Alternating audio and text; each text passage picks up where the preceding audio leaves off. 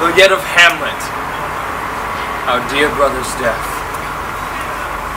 Memory be green. And that it us befitted to bear our hearts in grief, and our whole kingdom to be contracted in one brow of woe. But so far hath discretion fought with nature, that we, with wisest sorrow, think on him, together with remembrance of ourselves. Therefore, our sometime sister, now our queen, the imperial jointress to this warlike state, have we, as 'twere with a defeated joy, with an auspicious and a dropping eye, with mirth and funeral and with dirge and marriage, in equal scale, weighing delight and dole, taken to wife.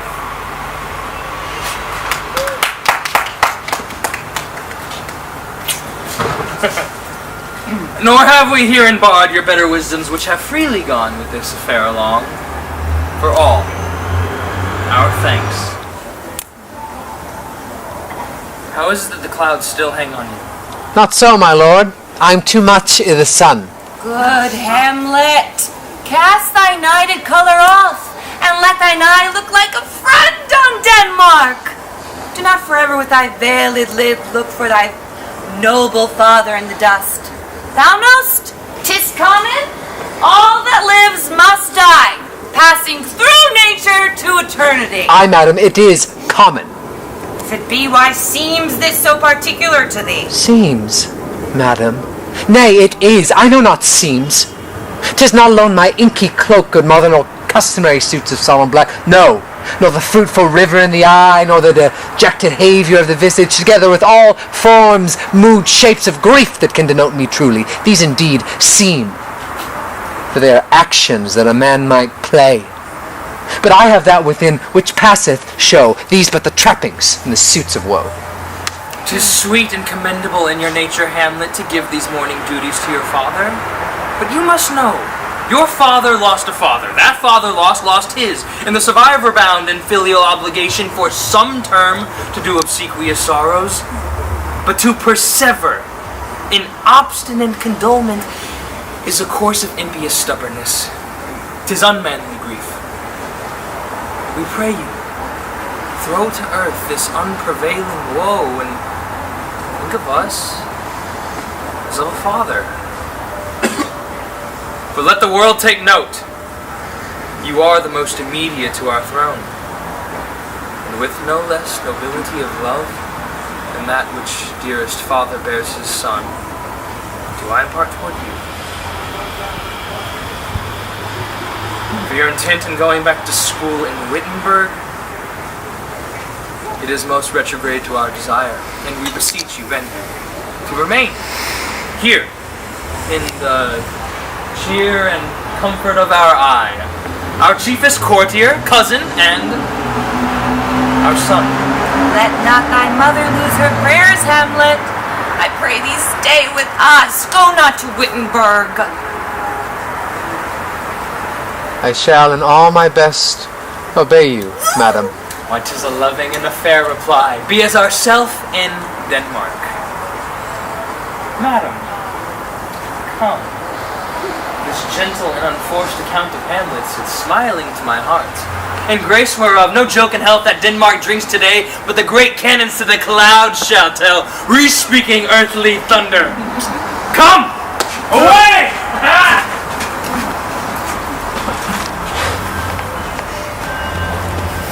Oh, that this too solid flesh would melt, thaw, resolve itself into a dew. Oh, that the everlasting had not fixed his cannon against self-slaughter. Oh, God!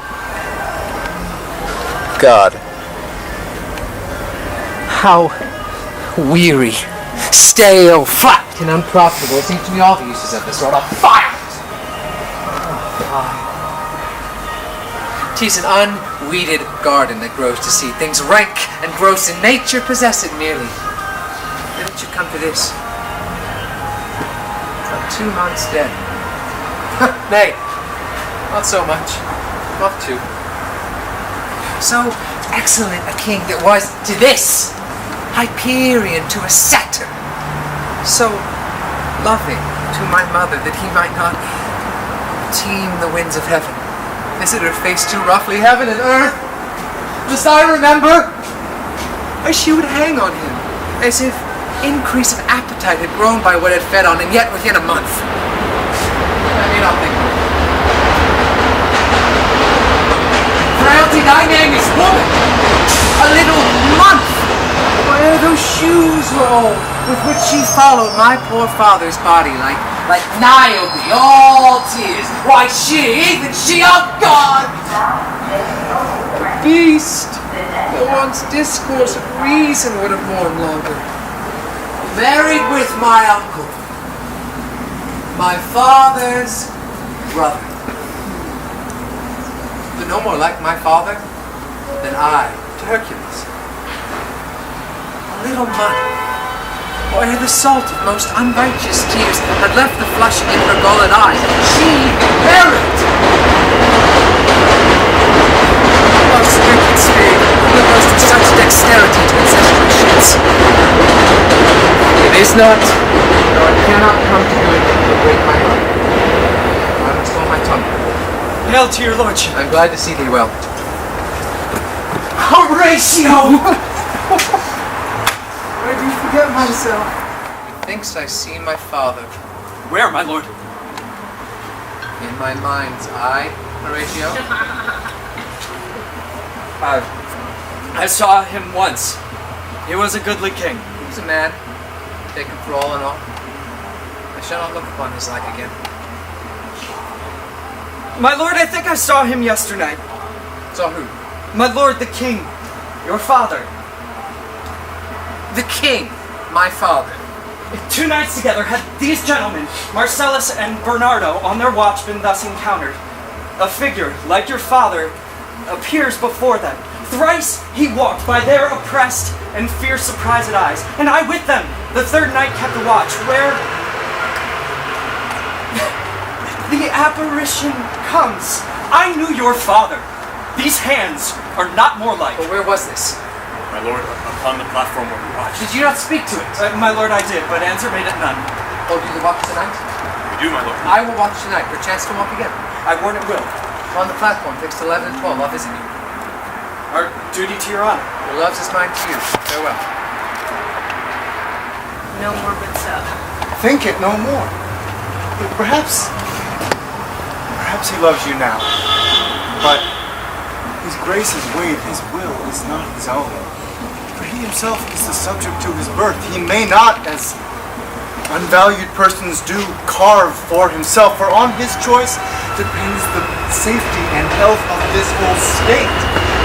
Then weigh what loss your honor may sustain. With too credent ear you list his songs, or lose your heart, or your chaste treasure open to his unmastered importunities. Fear it, Ophelia, fear it, dear sister, and keep you in the rear of your affections, out of the shot and danger of desire. I shall the effect of this good lesson keep as watchman to my heart. But good, my brother, do not as some ungracious pastors do, like a puffed and reckless libertine, himself the dalliance shreds, but recks not his own reed. Oh, hear me, my lord. If I stay too long. Oh, here comes my father. And here Laertes! I'm Aboard for shame! And these 2 precepts in thy memory, see thou character. Give thy thoughts no tongue, nor any unproportioned thought his act. Be thou familiar, but by no means vulgar. Those friends thou hast, in their adoption tried, grapple them to thy soul with hoops of steel. This above all, thine own self be true. And it must follow as the night the day thou canst not be false to any man. most humble. Do I take my leave, my lord?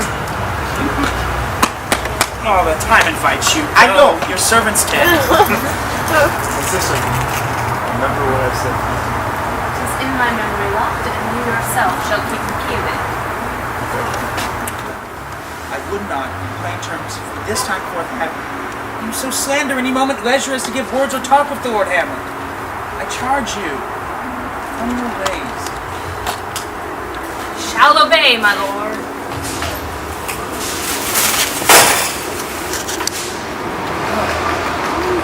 A light! Give me a light! The air bites shrewdly. It is very cold. It is a nipping and an eager air. What hour now? I think it lacks of 12. No, it is struck. Indeed. I heard it not. But then it draws near the season wherein the spirit held his wont to walk. Oh.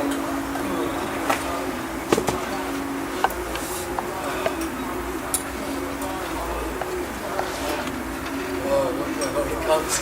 Whoa, angels and ministers of grace defend us. King, Father, royal Dano, answer. Let me not burst in ignorance, speak. It beckons you to go away with it. But do not go with it. No, by no means. I will not speak, then I will follow it. Do not, my lord. Why, what should be the fear? I do not set my life in a pin's fee. Okay, what if it tempt you toward the flood, my lord?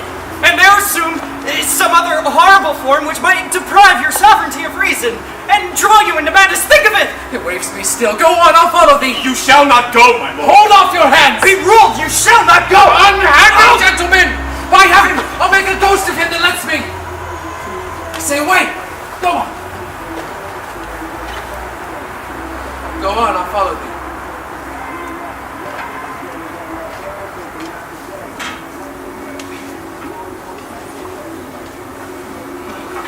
Let's follow him. 'Tis not fit for us to obey him. Have after. To what issue will this come? Something is wrong in the state of Denmark. Heaven will direct it. Nay, let us follow him. Where wilt thou lead me? Speak.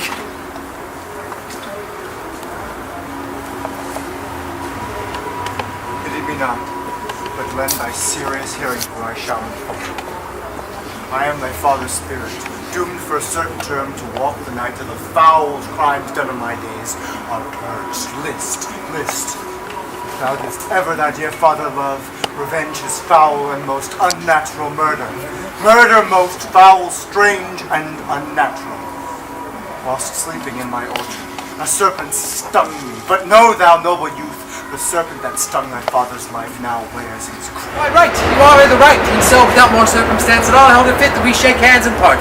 You as your business and desire shall point you, for every man has business and desire, such as it is, and for mine own part, look you, I'll go pray. These are the wild and whirling words, my lord. I'm sorry they offend you, heartily, yes. Faith, heartily. And now, good friends as you are, friends, scholars, and soldiers, give me one poor request. What is, my lord? We will. Never make known what you have seen tonight. My lord, we will not. Nay, but swear it!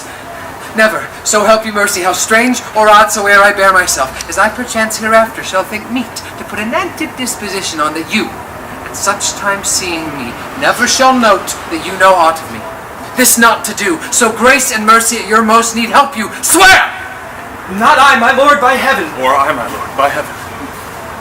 So, gentlemen, with all my love, I do commend me to you. And what so poor a man as Hamlet is may do, to express his love and friending to you, God willing, shall not lack. I pray you, go in together, and still your fingers on your lips, I pray. Time is out of joint. Oh, cursed spite that ever I was born to set it right. Have you heard of Hamlet's transformation? What it should be, more than his father's death, that thus had put him so much from the understanding of himself, I cannot dream of. And I entreat you both, being of so young days brought up with him, that you vouchsafe your rest here in our court some little time, so by your companies draw him onto pleasures, and to gather so much as from occasion you may glean, whether aught afflicts him thus, that opened lies within our remedy. Good gentlemen, he hath much talked of you, and I am sure there are not two men living to whom he more adheres. Your visitation shall receive such thanks as suits king's remembrance. We both obey.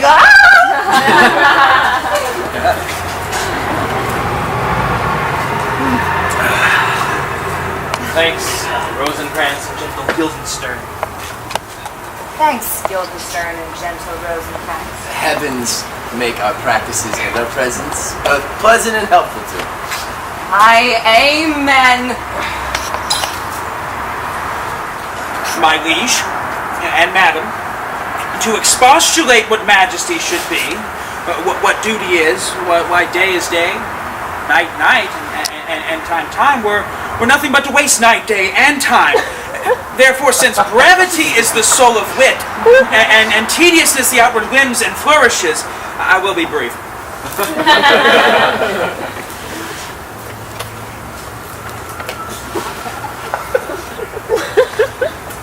Your noble son is mad. Mad call I it, for to define true madness, well, what is nothing else but to be mad? But let that go. More matter with less art. Madam, I swear I use no art at all. That he is mad, 'tis true. 'Tis true, 'tis pity. And pity, 'tis true. A foolish figure, but farewell it, for I will use no art. Mad let us grant him then, and now remains that we find out the cause of this effect, or rather the cause of this defect. For this effect, defective, comes by cause, thus it remains, and the remainder thus perpend. I have a daughter, have what she is mine, who in her duty and obedience Mark hath given me this. Now gather and smile. Came this from Hamlet to her? My lady, stay a while, I will be faithful. Doubt that the stars are fire, doubt that the sun doth move, doubt truth to be a liar, but never doubt I love. How hath she received his love? My young mistress, thus I did bespeak. Lord Hamlet is a prince. Out of thy star it must not be. And then I precepts gave her that she should lock herself from his resort, which done, she took the fruits of my advice, and he fell repulsed into this madness wherein now he raves. And all we mourn for, think 'tis this? Maybe, very likely. How may we try it further? You know, sometimes he walks 4 hours together here in the lobby. At such a time, I'll loose my daughter to him.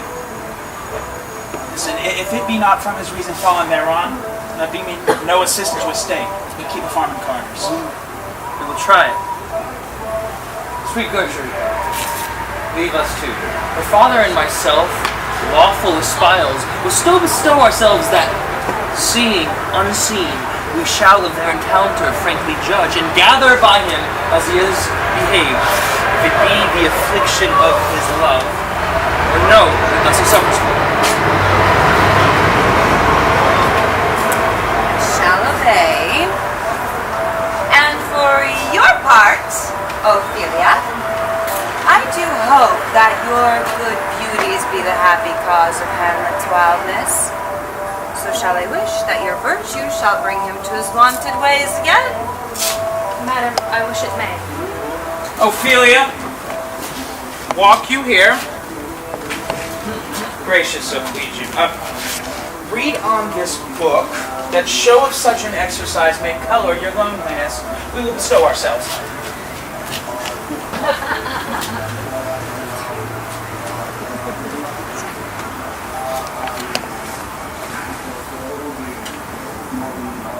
Be.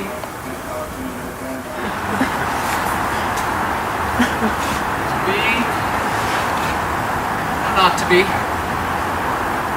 That is the question. Whether it is nobler in the mind to suffer the slings and arrows of outrageous fortune, or to take arms against to see of troubles, and by opposing and them, to die. To sleep. No more. And by sleep to say we end the heartache and the thousand natural shocks that flesh is heir to. 'Tis a consummation devoutly to be wished. die. Sleep. To sleep, perchance to dream. Aye! There's the rub. Under that sleep of death, what dreams may come? When we have shuffled off this mortal coil must pause. There's the respect that makes calamity of so long life. For who would bear the whips and scorns of time when he himself might his quietus make bare blood? Who would Fardos bear to grunt and sweat under a weary life bedecked in dread of something after death? The undiscovered country, from whose bourne no traveler returns, puzzles the will, makes us not bear those ills we have.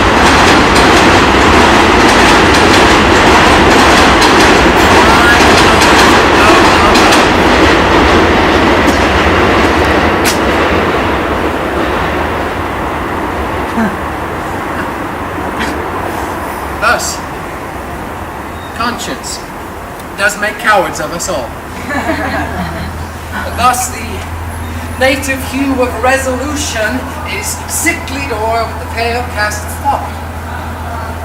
And enterprises of great pitch and moment in this regard their currents turn awry and lose the name of action. Softly now, fair Ophelia. And now all my sins be all my sins, remember it!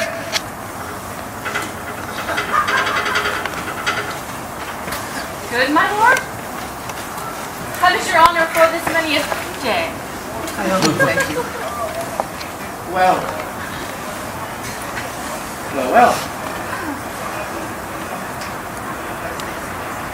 My lord, I have remembrances of yours that I have longed to redeliver. I pray you. Now receive them. No, not I. I never gave you aught. My honored lord, you know right well you did. There, my lord. Oh. Are you honest? My lord, Are you fair? what means your lordship? That if you be honest and fair, your honesty should admit no discourse to your beauty. Could beauty, my lord, have better commerce than with honesty? I did love you once. Indeed, my lord, you made me believe so. You should not have believed me. I loved you not. I was the more deceived. Get thee to a nunnery. Why wouldst thou be a breeder of sinners? I am myself indifferent, honest, and yet I could accuse me of such things that it were better that my mother had not borne me. We are errant knaves, all. Believe none of us. Go thy ways to a nunnery. Where's your father? At home, my lord.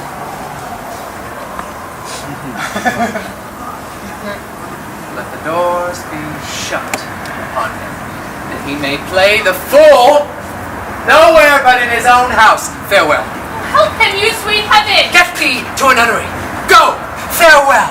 Or if thou wilt needs marry, marry a fool, for wise men know well enough what monsters you make of them. Go thy ways to a nunnery, and quickly too. Help him, you sweet heaven! God has given you one face, and you make yourselves another. Go to! I'll no more on it.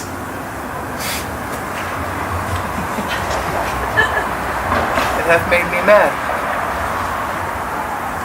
I say, we will have no more marriages. All that are married already, all but one shall live.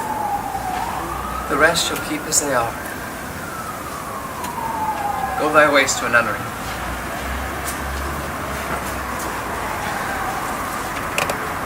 Oh. What? A noble mind here is overthrown. The courtiers, soldiers, scholars, eye, tongue, sword, the expectancy and rose of thee, fair state, the glass of fashion and the mold of form, the observed of all observers, quite down. and I, of ladies most deject and wretched, that sucked the honey of his music vows, now see that noble and most sovereign reason like sweet bells jangled, out of tune and harsh. That unmatched form and feature of blown youth blasted with ecstasy. Oh, woe is me to have seen what I have seen, see what I see.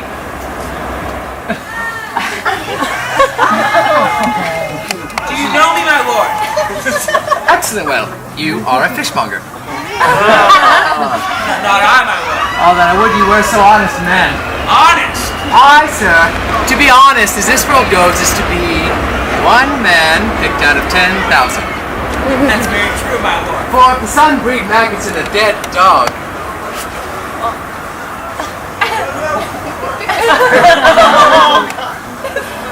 Being a god-kissing carrion. Have you $1? I have, my lord.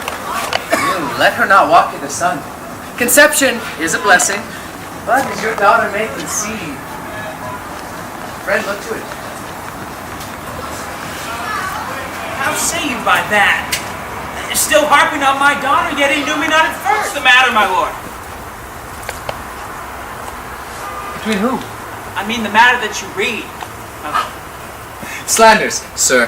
For the satirical rogue says here that old men have gray beards, that their faces are wrinkled, that their eyes are purging thick amber and plum tree gum, and that they have a most plentiful lack of wit. Well, this be madness, yet there is method in it. Excellent, good friends! Ah, gilded oh, dost thou rose and prance? Okay. Good lads. How do you both? Well, as the indifferent children of the earth. We're happy in that we are not over happy. On fortune's cap, we are not the very but. Under the sole of her shoe. Neither, my lord. In faith, we're privates, we. The secret parts of fortune, almost true! Yeah. She is a strumpet. Oh, what's the news? What's the news? What? None, my lord, but that the world's grown honest. That is doomsday near. But your news is not true. What have you, my good friends, deserved at the hands of fortune that she sends you to prison hither?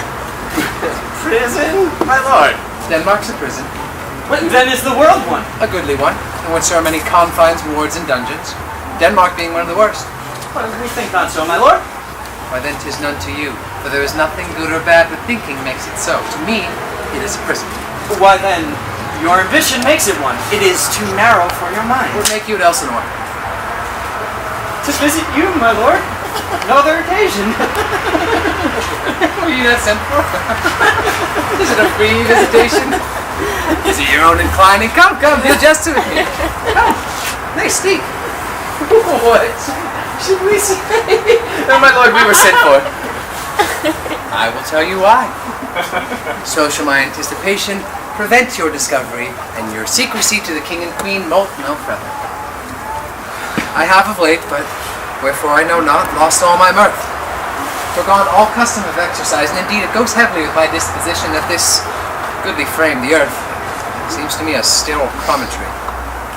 This most excellent canopy, the air, look you, this brave o'erhanging firmament, this majestical roof fretted with golden fires, why, it seems no other thing to me but a foul and pestilent congregation of vapors. What a piece of work is a man. How noble in reason, how infinite in faculty, in form and moving, how express and admirable. In apprehension, how like a god. The beauty of the world, the paragon of animals, and yet, to me, what is this quintessence of dust? Man delights not me. No, nor woman neither, though by your smiling you seem to say so. There's no such stuff in my thoughts, my lord. Why did you laugh? Why did you laugh then when I said man delights not me? To think, my lord, if you delight not in man, what Lenten entertainment the players shall receive from you! We counted them on the way, and hither are they coming to offer you service. He that plays the king shall be welcome. What players are they? Even those you were wont to take delight in, the tragedians of the city. There are the players. Oh, gentlemen, you are welcome to Elsinore. Your hands. Come then. My uncle, father, and aunt mother are deceived. In what, my lord? I am the mad north-northwest. When the wind is southerly, I know a hawk from a handsaw. Give you good night. Lord, I have news to tell you. The actors are come hither. The best actors in the world for either comedy, tragedy, Masters, you are historical, welcome. You are pastoral. welcome. Come, give us a taste of your quality. Come, a passionate speech. What speech, my lord? I heard you speak me a speech once, but 'twas never acted on. 'Twas Aeneas' Tell the Dido, where he speaks of Priam's slaughter. But live in your memory, so I precede you.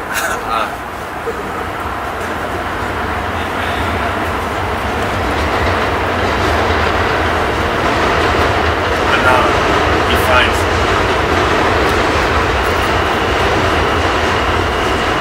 striking to short and breaks. His antique sword, rebellious to his arm, lies where it falls.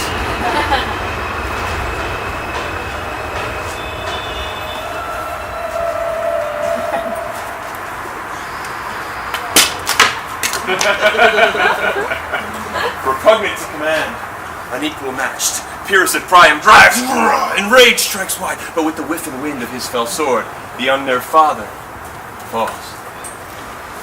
Then senseless Helium, seeming to feel this blow, with flaming top, stoops to his base, and with a hideous crash, takes prisoner's Pyrrhus' ear for lo.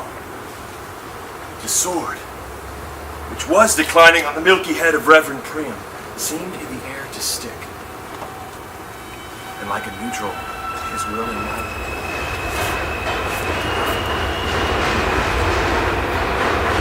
But as we often see, against some storm, silence in the heavens, the rack stands still, the bold wind speechless, and the orb below as hush as death.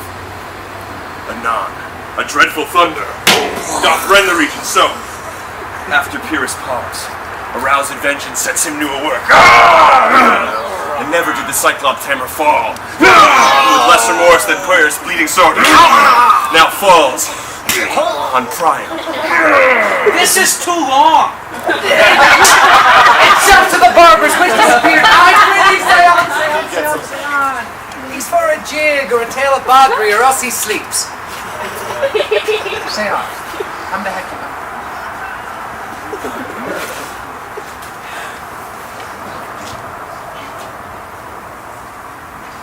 But who had seen the mobile queen run barefoot up and down, threatening the flames? With bizzled broom, a clout upon that head where late the diadem stood, and for a robe about her lank and all her teeming loins, a blanket. In the fear of alarm caught up.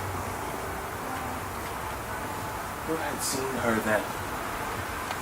With tongue and venom steeped, against fortune's stately treason have pronounced. The gods themselves did see her then. When she saw Pyrrhus make malicious sport with mincing with his sword her husband's limbs. That instant burst of clamor that she made.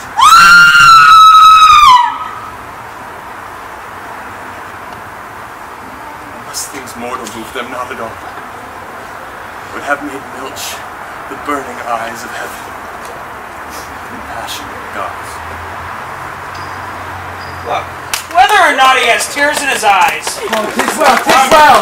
pray you no more. I'll have you speak out the rest soon. My lord, see that these players are well bestowed. Do you hear? Let them be well used, for they are the abstract and brief chronicles of the time. Canst thou play the murder of Gonzago? Aye, my lord. We'll have it tomorrow night. You could, for need, study a speech of some dozen or 16 lines, which I could set down and insert, could you not? Aye, my lord. Follow that lord. And look you, mock him not.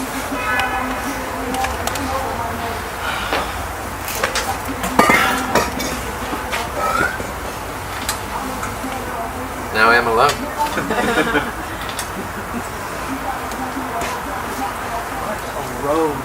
as enslaved the mind.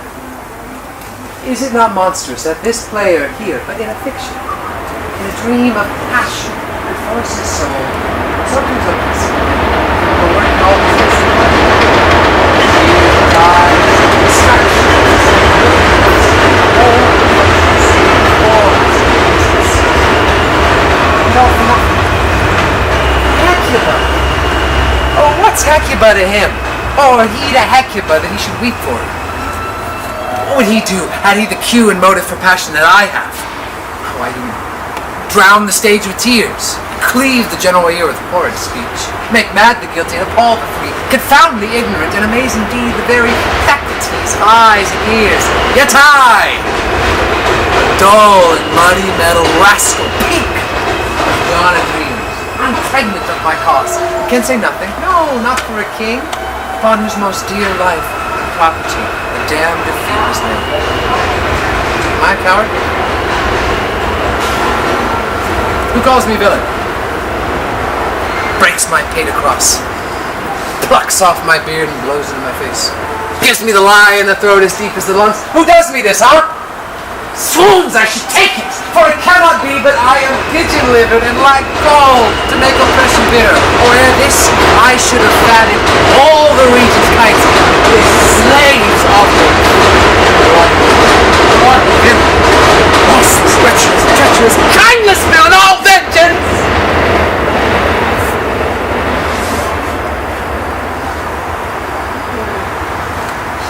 What an ass am I? I mean, this is no threat.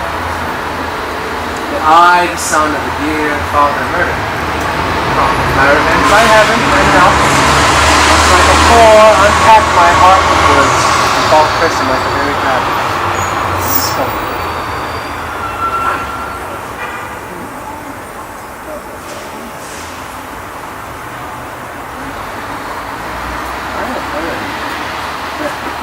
Guilty creatures, sitting at a play, have by the very cunning of the scene been so struck to the soul that presently they have proclaimed their malefactions. For murder, though it hath no tongue, will speak of the most miraculous order. I'll have these players play something very near the murder of my father before mine uncle. I'll observe his looks. I'll tempt him to the quick. If he but blench, I know my course. The spirit that I have seen may be the devil, and the devil hath power to assume a pleasing shape, yea, and perhaps out of my melancholy and my weakness, as he is very potent with such spirits, abuses me to damn me. I'll have grounds more relative than this. The play's the thing, wherein I'll catch the conscience of the king. Love. His affections do not that way tend. There's something in his soul or which his melancholy sits on brood, and I do doubt the hatch, and the disclosed will be some danger. Which, for to prevent, he shall with speed to England. What think you on it? It shall do well, but yet I do believe the origin and commencement of his grief sprung from neglected love. If it please you, let his queen mother all alone entreat him. Let her be round with him. If she find him not, to England send him. Or confine him where your wisdom best shall think. It shall be so. Madness and great ones must not unwashed go. This speech, I pray you, as I pronounced it to you, trippingly on the tongue. But if you should mouth it as many of your players do, I had as leave the town crier spoke my life. Suit the action to the word, and the word to the action. With this special or step not the modesty of nature. For anything so overdone is from example, at the first and was at the business all error of nature. So virtue all features scorned all image. The very time and age of the body, its form and pressure. Good, you make haste. My lord, will the king hear this piece of work? And the queen too, in that present. I bid the players make haste. What ho, Horatio! Here, sweet lord, at your service. Horatio. Thou art e'en as just a man as e'er my conversation could withhold. There is a play tonight before the king.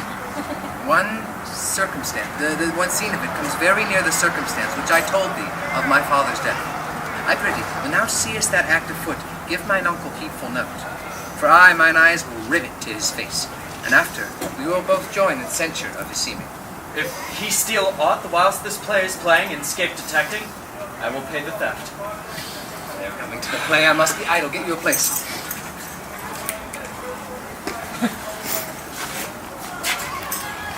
How fares our cousin Hamlet? Excellent, if it. My lord, you once played at the university, you say? That did I, and I was accounted a good actor. What did you enact? I acted Julius Caesar. I was killed in the Capitol. Brutus killed me. That was a brute part of him to kill so capital a calf there. Come hither, my dear Hamlet, sit by me. No, good mother. Yours got a more attractive. Oh, do you mark that? Lady, should I lie on your lap? No. I mean, my head. Aye, my lord. You think I meant country matters? I speak nothing, my lord. That's a good thought to lie between Ray's legs. Oh, what is, my lord? Nothing. You are married, my lord. Who, I? Aye, my lord. Now what should a man do but be married? Look you how cheerfully my mother looks. And my father died within these 2 hours. Nay, 'tis twice 2 months, my lord. Oh, heavens. But 2 months dead and not forgotten yet. Why, then there's hope that a great man's memory may outlive his life half a year. Myers! Whoa!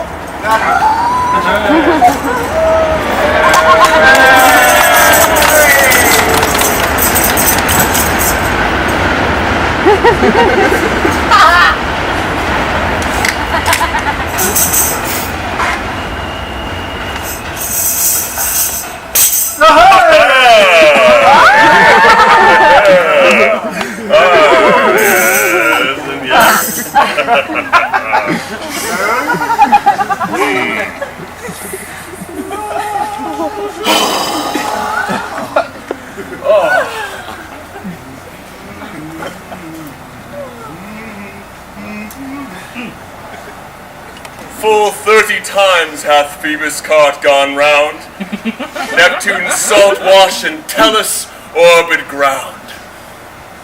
Since love our hearts and Hymen did our hands, unite commutual in most sacred bands. So many journeys may the sun and moon make us again count o'er our love be done. But woe is me, you are so sick of late, so far from cheer and from your former state. I must leave thee, love, and shortly too. My operant powers their functions leave to do. And thou shalt live in this fair world behind, honored, beloved, and haply one as kind. For husband shalt... Confound the rest! Such love must needs be treason in my breast. In second husband let me be accursed. None wed the second, but who killed the first. I do believe you think now what you speak, but what we do determined oft we break. What to ourselves in passion we propose, the passion ending doth the purpose lose. So think thou wilt no second husband wed, but die thy thoughts when thy first lord is dead. Nor earth to give me food, nor heaven light, sport and repose lock from me day and night. Each opposite that blanks the face of joy, meet what I would have well, and it destroy. Both here and hence, pursue me lasting strife. If once a widow, ever I be wife. 'Tis deeply sworn. Sweet, leave me here a while. My spirits grow dull, and I fain I would beguile the tedious day with sleep. Sleep rock thy brain, and never comes chance between us twain. Madam, how do you like this play? The lady protests too much, methinks. But she'll keep her word. Have you heard the argument? Is there no offense in it? No, they do but jest. Poison and jest. No offense of the world. What do you call the play? The Mousetrap. This is one Lucianus, nephew to the king. Yours, my lord. I can interpret between you and your love fancy puppets, Sally. You are keen, my lord, you are keen. It would cost you a groaning to take off my edge. Still better and worse. So you must take your husband's. Begin, murderer.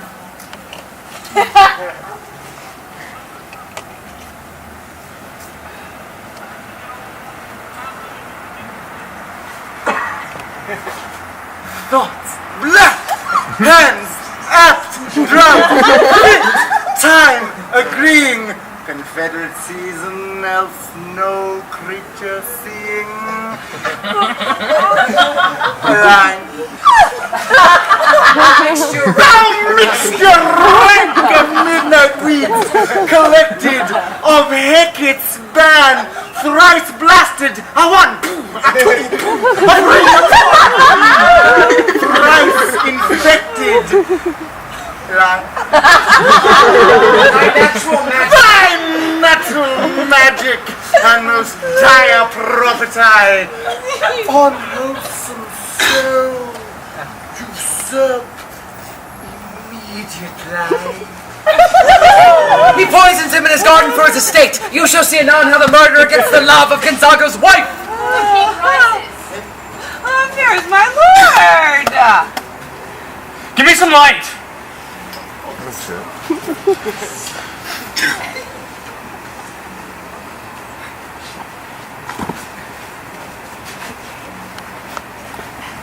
Away.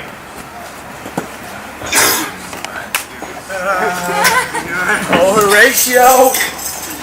I'll take the ghost's word for £1,000 disreceived. Very well, my lord. Upon the talk of poisoning. I did note him very well. Oh, come! Some music! A word with you. Your mother, in most great affliction of spirit, hath sent me to you. If it shall please you to make me a wholesome answer, I will do your mother's commandment. If not, your pardon, my return, shall be the end of my business. Sir, I cannot. What, my lord? Make you a wholesome answer. My wit's disease! But to the matter, my mother, you said. Then thus she says, your behavior hath struck her into amazement and admiration. She desires to speak with you in her closet ere you go to bed. We shall obey, or she 10 times our mother. Have you any further trade with us? My lord, you once did love me. So I do still, by these pickers and stealers. My lord, what is the cause of your distemper? You do surely bar the door upon your own liberty if you deny your griefs to your friend. Will you play upon this pipe? My lord, I cannot. I pray you. Believe me, I cannot. I do beseech you. I know no touch of it, my lord. Why, 'tis as easy as lying. Look, you govern these ventages with your fingers and thumbs. Give it breath with your mouth, and it will discourse most eloquent music. Look you, hear the stops. But these cannot I command to any utterance of harmony. I have not the skill. Why, look you now, how unworthy a thing you make of me. You would play upon me. You would seem to know my stops. You would pluck out the heart of my mystery. You would sound me from my lowest note to the top of my compass. And there is much music, excellent voice in this little organ. Yet cannot you make it speak? Blood. Do you think I am easier to be played on than a pipe? Call me what instrument you will. Though you can fret me, yet you cannot play upon me.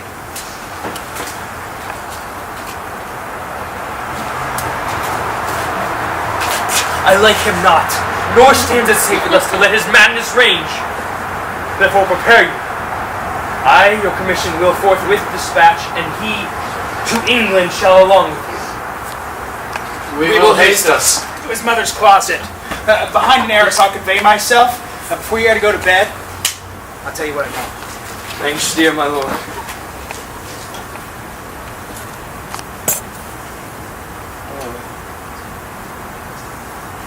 My offense is rank. It smells to heaven. It hath the primal eldest curse upon it.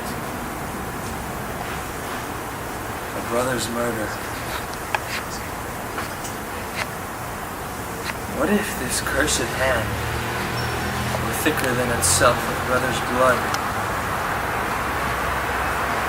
Is there not rain enough in the sweet heavens to wash it white as snow? What form of prayer can serve my turn? Forgive me my foul murder. It cannot be, since I am still possessed of those effects for which I did the murder. My crown, mine own ambition, my queen. May one be pardoned and still retain the offense? In the corrupted currents of this world, offense's gilded hand may shove by justice, and oft is seen the wicked prize itself buys out the law.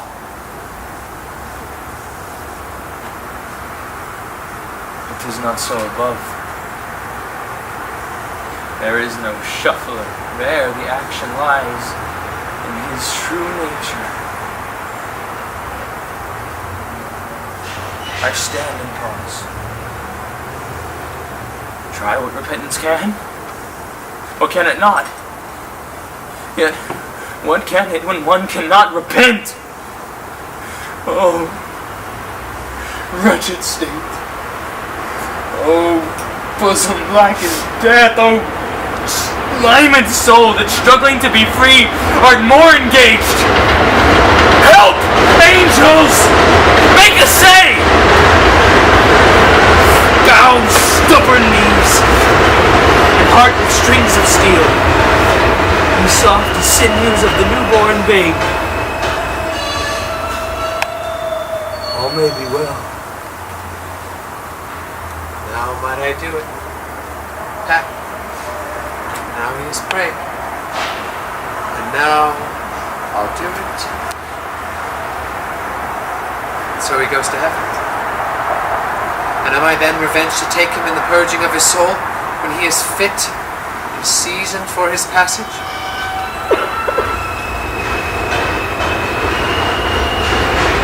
Go. Up, sword, and know thou a more horrid hint, when he is drunk, asleep, or in his rage, at gaming, swearing, or about some act that has no relish of salvation in it. Then trip him, that his heels may kick at heaven, and his soul be as damned and black as hell, whereto it goes.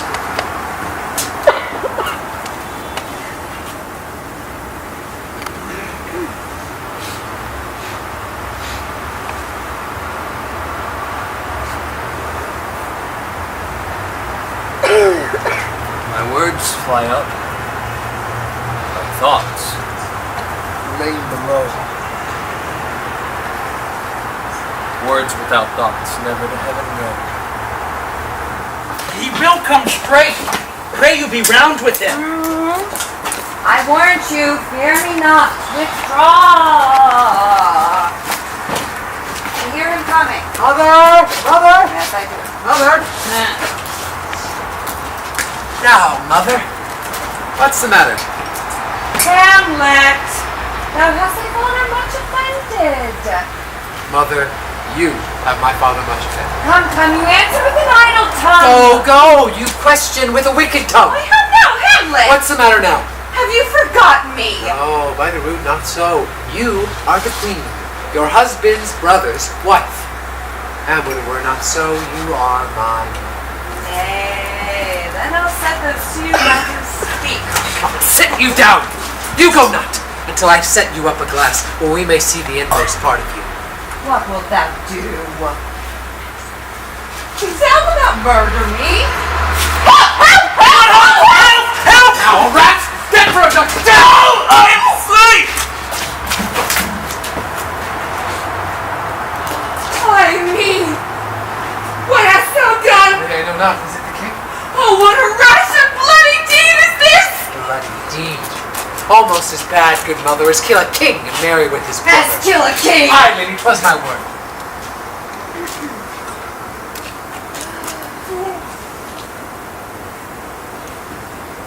Thou wretched, rash, intruding fool! Farewell. I took thee for thy better.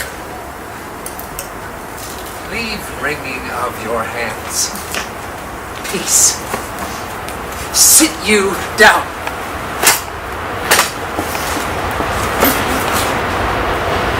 Let me wring your heart, for so I shall if it be made of penetrable stuff. Here, upon this picture, and on this, the counterfeit presentment of two brothers. Look what a grace proceeded on this brow. Hyperion's curls, the front of Jove himself, an eye like Mars to threaten and command, a station like the herald Mercury, new lighted on a heaven-kissing hill. Combination and a form indeed where every god did seem to set his seal to give the world assurance of man. This was your husband. Looking now as follows. Here is your husband, like a mildewed ear, blasting his wholesome brother. Have you eyes? Speak no more of this. Thou turns mine eyes into his very soul and there I see such black and green and spots as will not leave their cheeks. Of its seam and bed, stewed in corruption, honey and drinking love over the nasty sky. No more these words like daggers that turn mine ear. No more sweet Hamlet, sweet. Murderer and a villain, a slave that is not a 20th part the tithe of your precedent, Lord, a vice of kings, a cutpurse of the empire as a whole, a king of shrouded taxes. Save me. Cover on me with your wings, you heavenly gods. What would your gracious finish? Alas, he's mad. Do not forget. This visitation is to whet thy almost blunted purpose. Look how amazement on thy mother sits. Speak to her, Hamlet. How is it with you, lady? Alas, how is it with you? And you do bend your eye on vacancy, and with the incorporeal air do hold discourse. Whereon do you look? On him. On him, look you how pale he glares. To whom do you speak this? You see nothing there? No, nothing at all. Nor did you nothing hear? No, nothing but ourselves. And look you, how it steals away. My father in his heaven as he lived, look where he goes now, even out of the corner.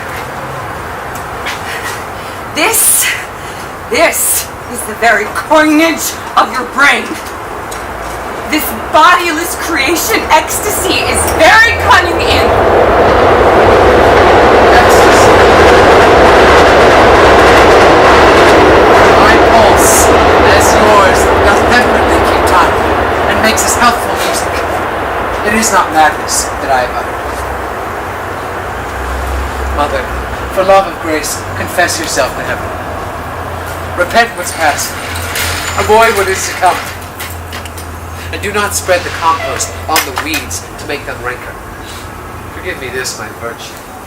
Hamlet! Thou hast cleft my heart in twain. I'll throw away the worst part of it. Live the purer with the other half. Do not go to mine uncle's bed. Assume a virtue, if you have it not. When you are desirous to be blessed, I'll blessing beg of you. This same Lord, I do repent. Thus, I must only be cruel to be kind. Thus bad begins and worse remains behind. Good night, Mama.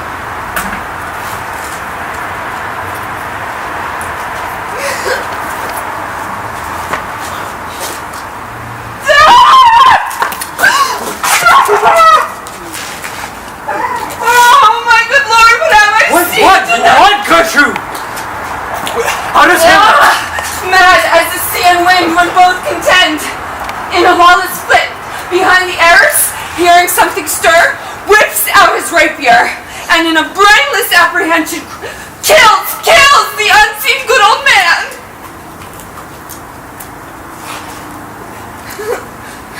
Indeed.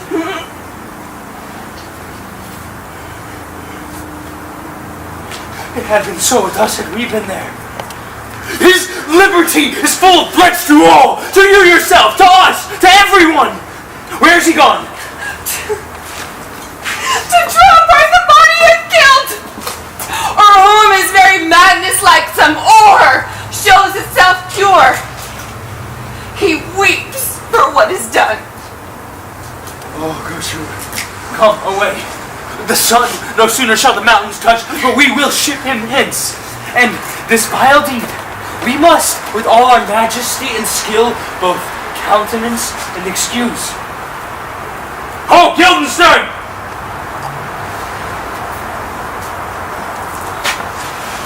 Friends both, go join you with some further aid. Hamlet, in madness, hath Polonius slain. Go seek him out, speak fair, and bring the body into the chapel. I pray you, hasten this!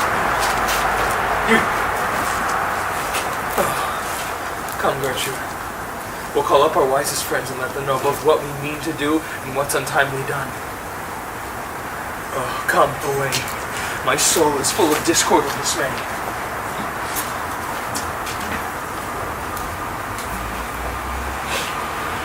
How dangerous is it that this man goes loose?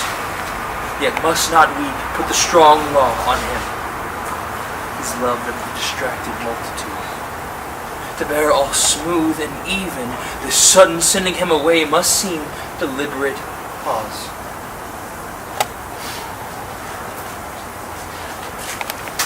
And now, what hath befallen? Where the dead body is disposed, we cannot get from him, my lord.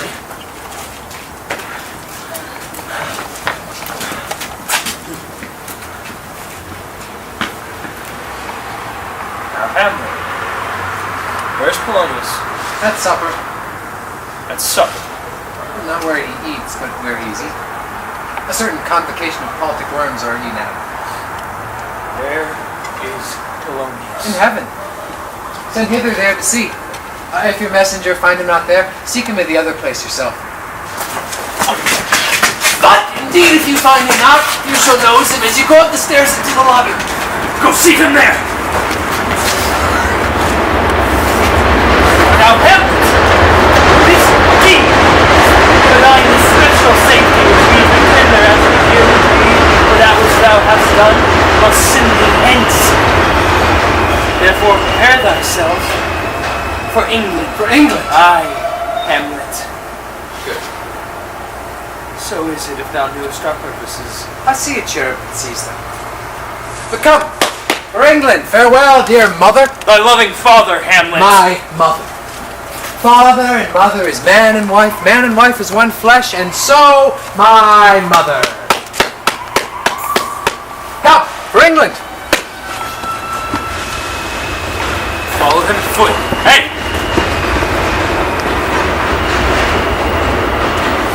Tempt him with speed aboard, I pray you. Hasten this, delay it not. I'll have him hence tonight, for everything is sealed and done that else leads on the affair. I pray you, make haste.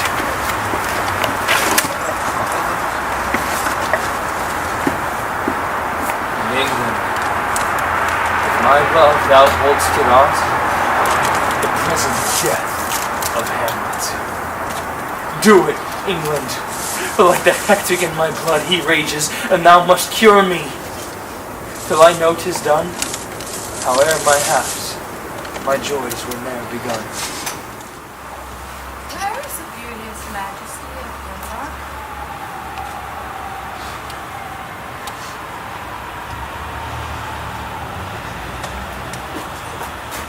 Oh, now, Ophelia! How should I your true love know by another one?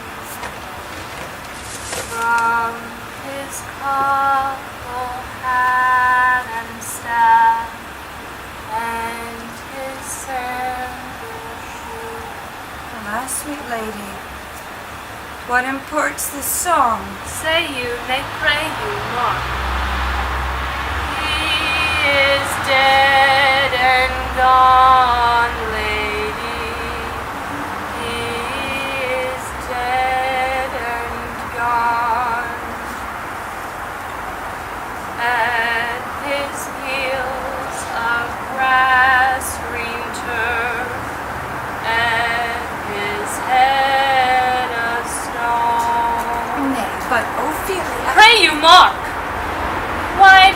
shroud as the mountain snow, larded with sweet flowers, the which the wept with rain did go through love showers. How do you, pretty Rudy? God ill you. They say the owl was a baker's daughter. Lord, we know what we are, but know not what we may be. God be at your table. Concede upon the Father. Pray you, let's have no words of this! When they ask you what it means, say you this. More of it, St. Valentine's Day, all in the morning betide, and I am made at your window to be our Valentine. Then up he rose and donned his clothes and ducked to the chamber door. Let in the maid that out a maid never departed more. Pretty Ophelia. Ah, without an oath, I'll make an end on it. By Gis and by Saint Charity, alack and fie for shame. Young men will do it if they come to it. By cock they are to blame. Quoth she, before you tumbled me, you promised me to wed. So would I have done by yonder sun, but thou hast not come to my bed. How long has she been thus? I don't know what we will. I must be patient. But I cannot choose but weep to think they should lay him in the cold ground.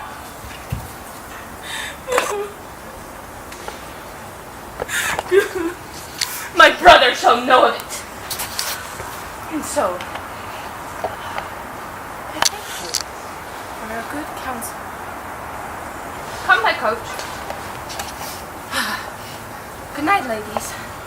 Good night, sweet ladies. Good night. Night. Follow her close, give her good watch, I pray. Ah, this is the poison of deep grief. It springs all from her father's love. Oh, Gertrude, Gertrude. When sorrows come, they come not single spies, but in battalions. Where is the king? Thou vile king, give me my father! Calmly, good lady. That drop of blood that's calm proclaims me bastard, cries cuckold to my father, and brands the harlot even here between the chaste, unsmirched brows of my true mother. Let him go, Gertrude! Do not fear our person. Tell me, Laertes, why thou art thus incensed. Let him go, Gertrude. Speak, man! Where is my father? Dead. How came he dead? I'll not be juggled with. I dare damnation, only I'll be revenged most thoroughly for my father. Why, now you speak like a good child and a true gentleman. But I am guiltless in your father's death, and am most sensible in grief for it. It shall, as judgment to your level, pierce, as day does to your eye.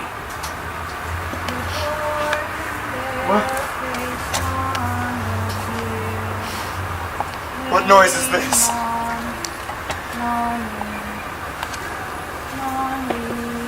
Oh, take the sense and virtue of mine eyes! Oh, thy madness shall be paid with weight till on both our scales turn the beam. Rose of May! Dear sister! Sweet Ophelia! Oh, heavens!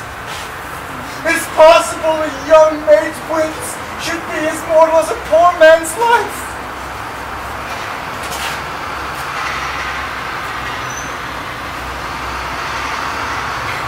There's Rosemary. That's for remembrance. Pray, love, remember. There is pansies. That's for thoughts. There's fennel for you. And columbines. There's rue for you. And here's some for me. We may call it herb of grace on Sundays. Oh, you must wear your rue with a difference. there's a daisy. I would give you some violets, but they withered all when my father died. They say he made a good end. For bonny sweet Robin is all my joy, and will he not come again? Laertes, I must commune with your grief, or you deny me right. Go but apart. Make choice of whom your wisest friends you will, and they shall hear and judge twixt you and me. If they find us touched, we shall our whole kingdom give, our crown, our life, and all that we can ours to you in satisfaction. But if not, be you content to lend your patience to us, and we shall jointly labor with your soul to give it to content. Let this be so. His means of death, his obscure funeral. No sword nor hatchment, trophy laid o'er his bones. No noble rite, nor formal ostentation, cry to be heard as 'twere from heaven to earth, that I must call in question. So you shall. And where the offense is, let the great axe fall.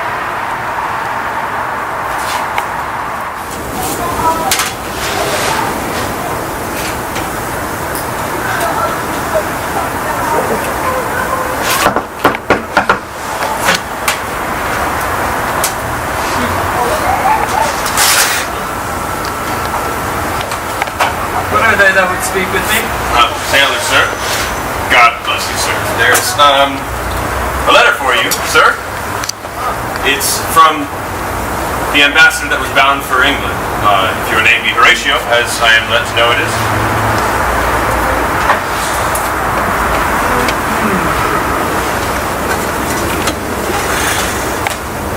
Horatio, when thou shalt have overlooked this, give these fellows some means to the king. They have a letter for him. Ere we were 2 days old at sea, pirate, a very warlike appointment, gave us chase. Finding ourselves too slow of sail, we put on a compelled valor, and in the grapple I boarded them. On the instant they got clear of our ship, so I alone became their prisoner. They have dealt with me like thieves of mercy. Let the king have the letter I have sent, and repair thou to me with as much speed as thou wouldst fly death. I have words to speak in thy ear will make thee dumb. This good fellow will bring thee where I am. Rosencrantz and Guildenstern hold their course for England. Of them I have much to tell thee. Farewell. He that knowest thine. Hamlet. Come. I will make you way for these your letter, and do it the speedier, that you may direct me to him from whom you brought these. Your conscience my acquaintance seal. You must put me in your heart for friend. It well appears, but tell me why you proceeded not against these feats so crimeful and so capital in nature. The queen his mother lives almost by his looks. The other motion, why to a public count I might not go, is the great love the general gender bear him, who, dipping all his faults in their affections, would like the spring that turneth wood to stone, convert his gyves to graces. So, have I a noble father lost, a sister driven to desperate terms? But my revenge will come. Shall.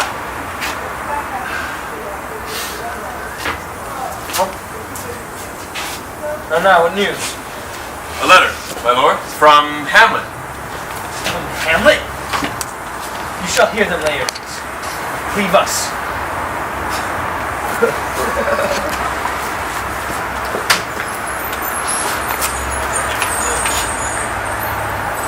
High and mighty, you shall know I am set naked on your kingdom.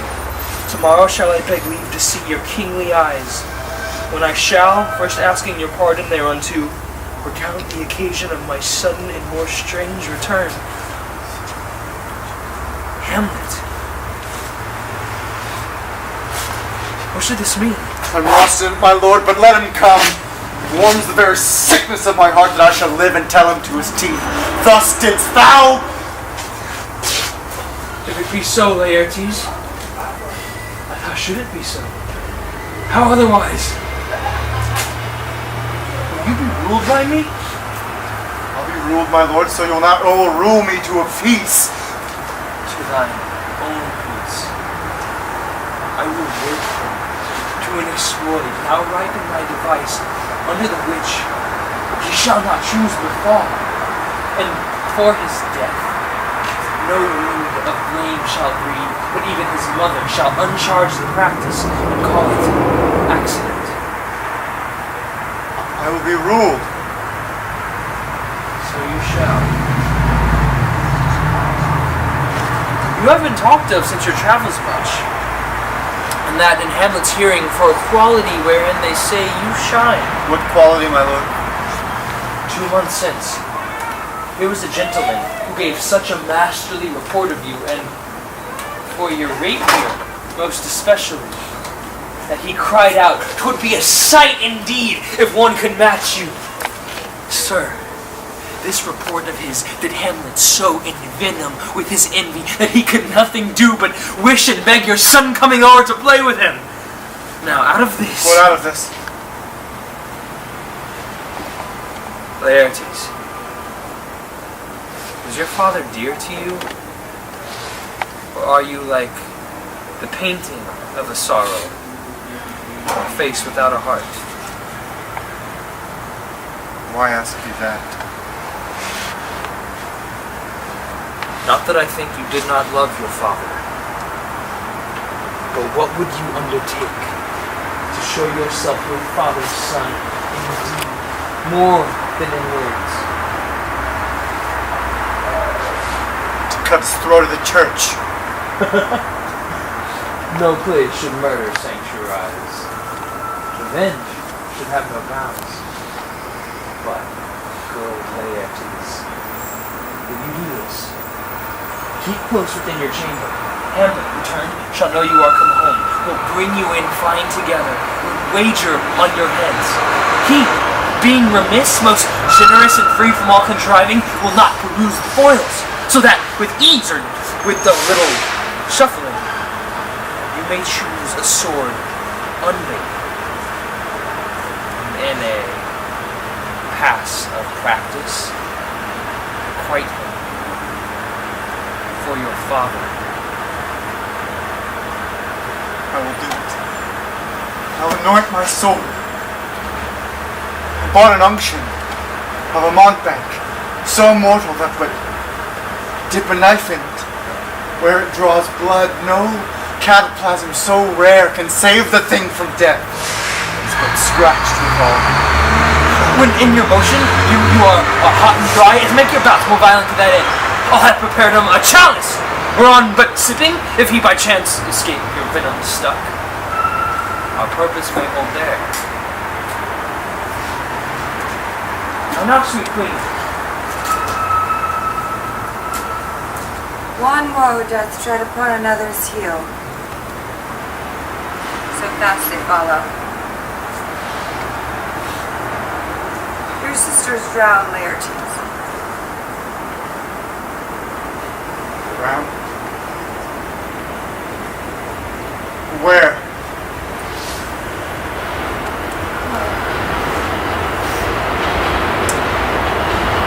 There is a willow grows a slant of brook that shows its four leaves in the glassy stream.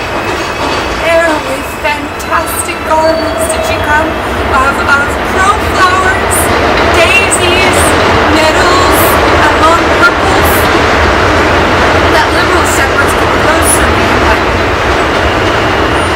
purple was to dead men's fingers call. There clamoring to hang the envious silver broke.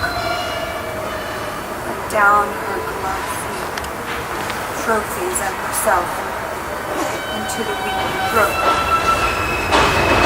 Her clothes spread wide, and mermaid-like, in which swimsuit she snaked and snatches her own toes, as one incapable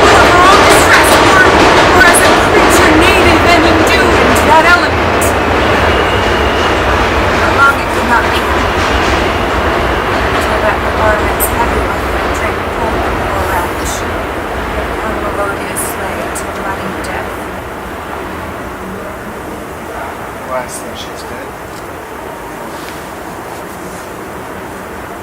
Drowned.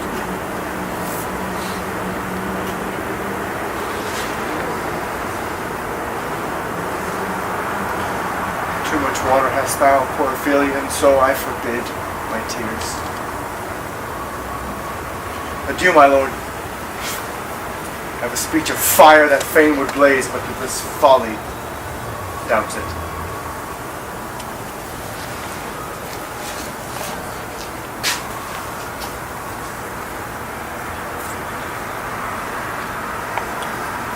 Let's follow, Gertrude.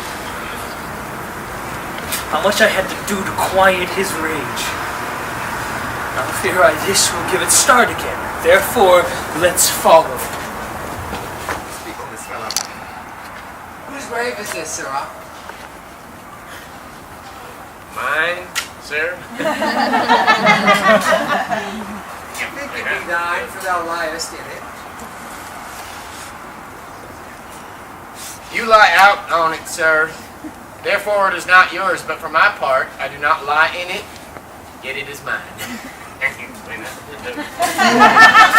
Thou dost lie in it to be in it, and say it is thine. 'Tis for the dead, not for the quick, therefore thou liest. But 'tis a quick lie, sir, 'twill away gain from me to you. What man dost thou think it for? For no man, sir. What woman, then? For none, neither. Who is to be buried in it?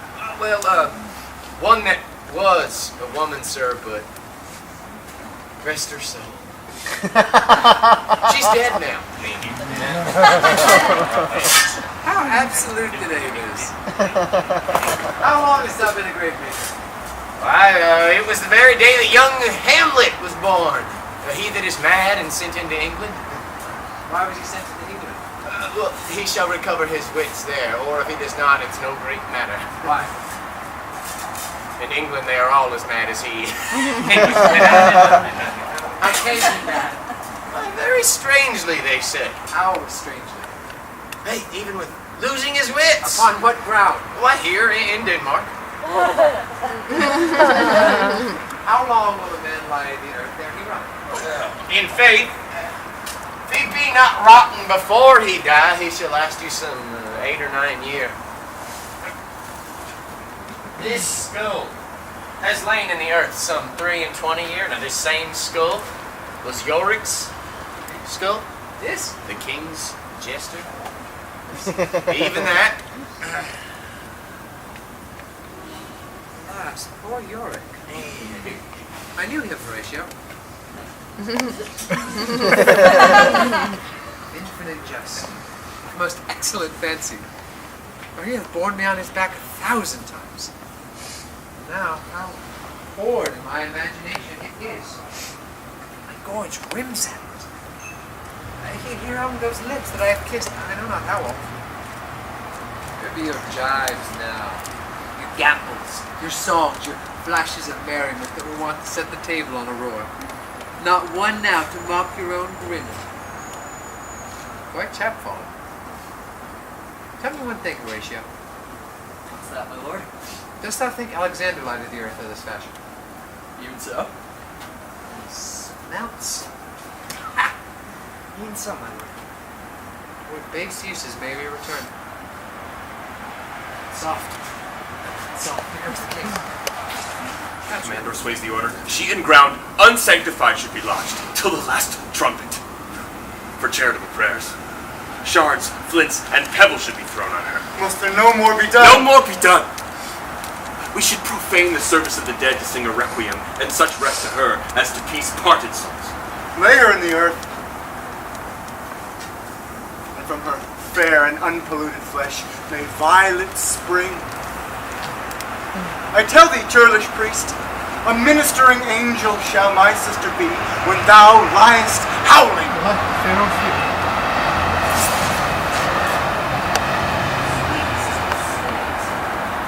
Farewell. I hope thou shouldst have been my Hamlet's wife. I cried thy deaths in vain. Thou shalt strew my grave.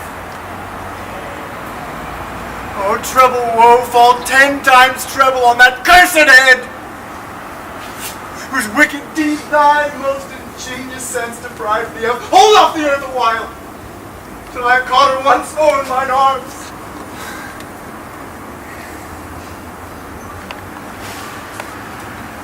Now pile your dust upon quick and dead, till of this flat a mountain you have made. What is he whose grief bears such an emphasis? Whose phrase of sorrow conjures the wandering stars and makes them stand like wonder-wounded heroes? This is I, Hamlet, the Dane. Devil, take thy soul! No! Thou prayest not well! I prithee, take thy fingers from my throat! Run them asunder! Hamlet! Hamlet! I will fight with him upon this theme! Oh, my son, what theme? I loved Ophelia!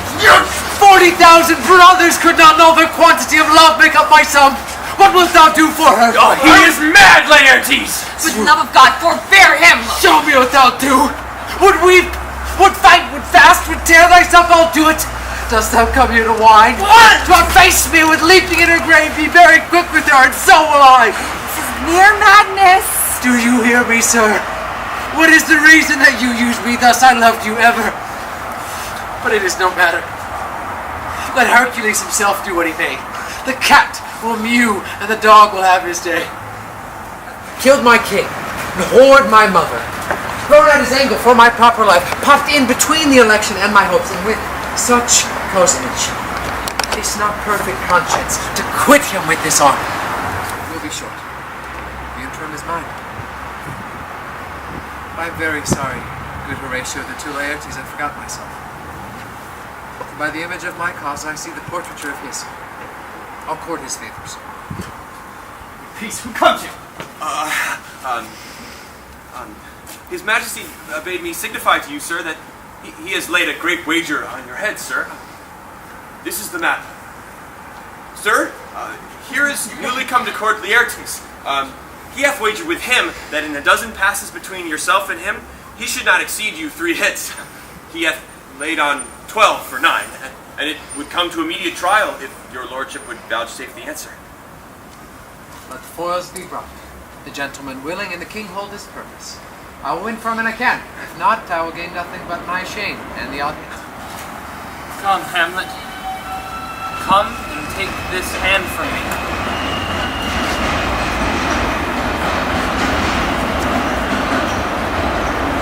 Give me your pardon, sir. I've done you wrong. Pardon it as you are a gentleman. Let my disclaiming from a purposed evil free me so far in the most generous thoughts that I have shot mine arrow o'er the house. Hurt my brother.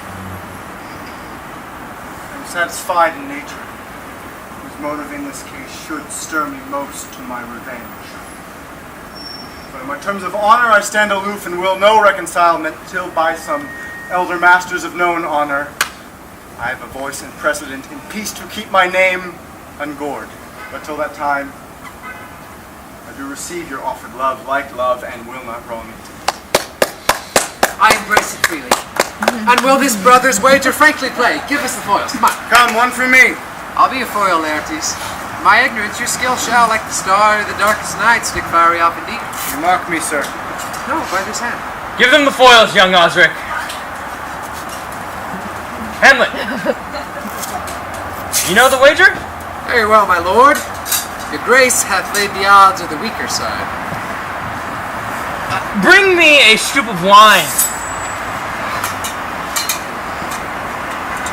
Now the king drinks to Hamlet. Come, begin. And you, judge, bear a wary eye. Come on, sir. Come, my lord.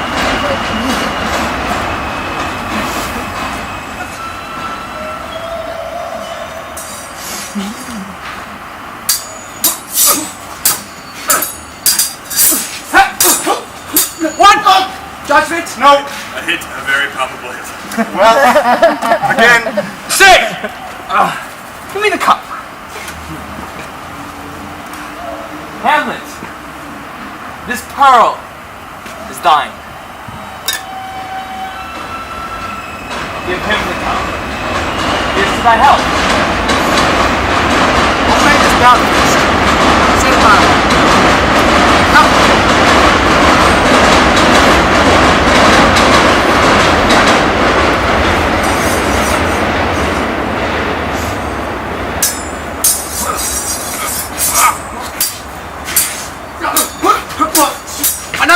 What say you? Touch a touch! I do confess. Our son shall win. He's fat and scant of breath. Hamlet, take my napkin. Let me wipe thy face. The queen carouses to thy fortune, Hamlet. Gunther, do not drink! I will, my lord, I pray you, pardon me. It is the poison cup. It's too late. I dare not drink it, not a pint. Let me wipe thy face. My lord, I'll hit him now. I do not think it. He etches almost against my conscience.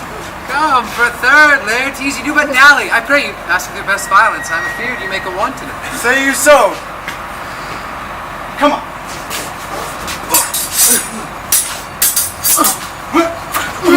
Nothing neither way.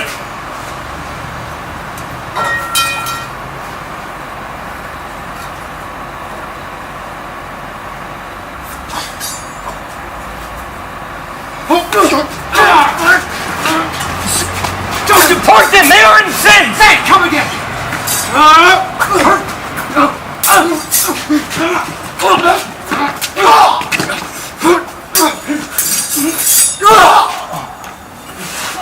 Look to the queen there.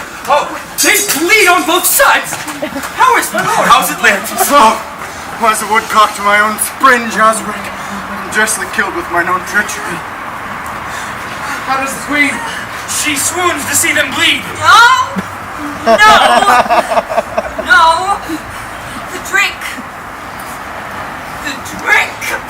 Oh, my dear Hamlet, the drink! I'm poisoned! Villainy! Treachery, seek it out, let the doors be locked! It's here, Hamlet! Hamlet! Thou art slain. No medicine in the world can do thee good. In thee there's not half an hour of life. The treacherous instrument is in thy hand, unbaited and unvenomed. The foul practice hath turned itself on me. Lo, here I lie, never to rise again. Thy mother's poisoned, I could no more. The king's to blame. What? And venom too? Venom to thy work! God! Thou murderous, incestuous, damned thing! Drink off this potion! Is thy union here? Follow my mother!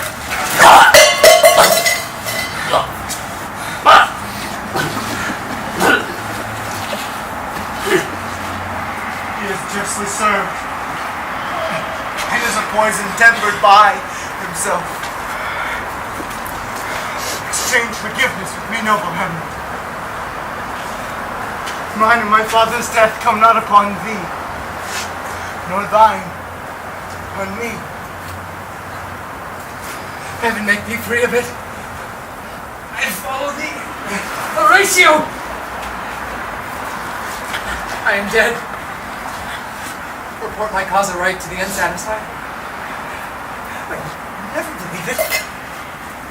Here's some liquor left. As thou art a man, give me the cup on the helm of it, I have it!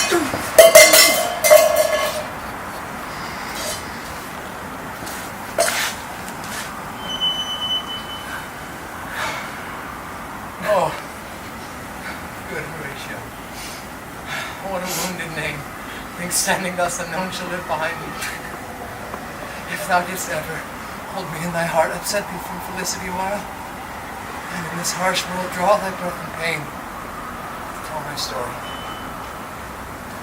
The rest is silence.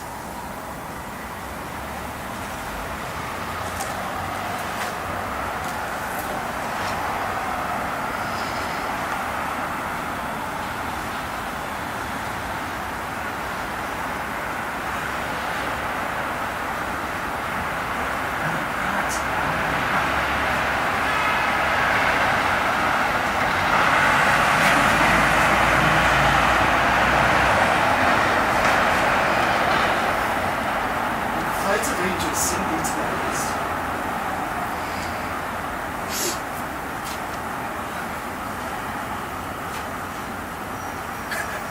What is it you would see? If aught of woe or would wonder, cease your search. Give order that these bodies, high on a stage, be placed to the view. And let me speak to the yet unknowing world how these things came about. So shall they hear of carnal, bloody, and unnatural acts, of accidental judgments, casual slaughters, deaths put on by cunning and forced cause. And in this upshot, purposes mistook, fallen on the inventors' heads. All this can I truly deliver.